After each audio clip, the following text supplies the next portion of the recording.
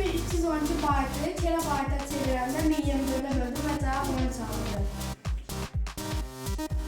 Şirkətləri asan sırayla düzün. A variantı 24 bayt, B variantı 2008 bayt, C variantı ise 3 terabaytdır. İndi bunu bayta çevirəcəm.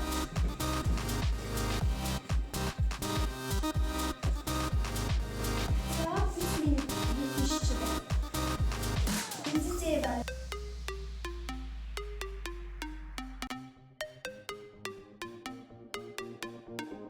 Burada bizden zaman sıradan istifade etmek için birinci D variantı olacak çünkü en büyük oluyor.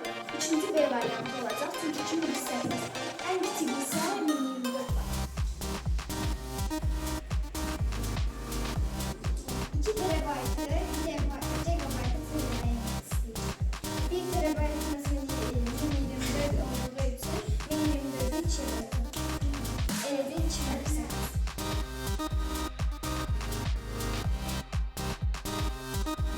Salam, Unicode kodlaşdırmasında neçə bayt bərabər? Salam sözündə 6 simvol olduğu üçün bunu 2'ye vururuz və cavab 12 alınır.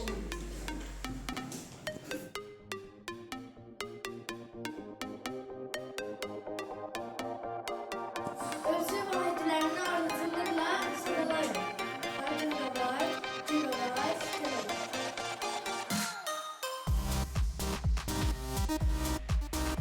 Bir baytında 8 bittirsə, 80'e bölünür 8'e 10. Cavab 10 bayt. 24.576 bit yeter kilobaytdır. Əvvəl 24.576 ədədini 8'e bölüb, sonra da alınan cavabın 24'e bölməliyik.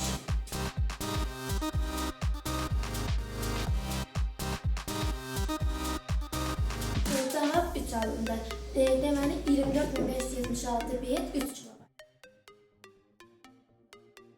Sistemdə 1111 ədədindən sonra hansı ədəd gəlir?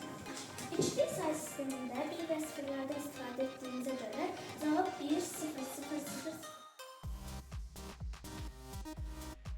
Artan sıra ilə düzün. A. 1010 bayt, B. 2 bayt, C. 1 gigabayt. Gigabaytımız 1024 baytdır. Birinci burada B'dir, ikinci A'dır, üçüncü də C'dir. En küçük ölçü varlığı hansıdır? Bitmir. Sevinin 5120 megawatt. 120 megawattımız 5 gigawatt. 624'e megawatt.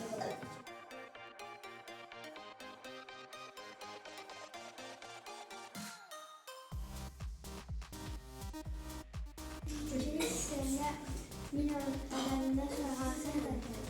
Milyon ədədindən sonra milyon.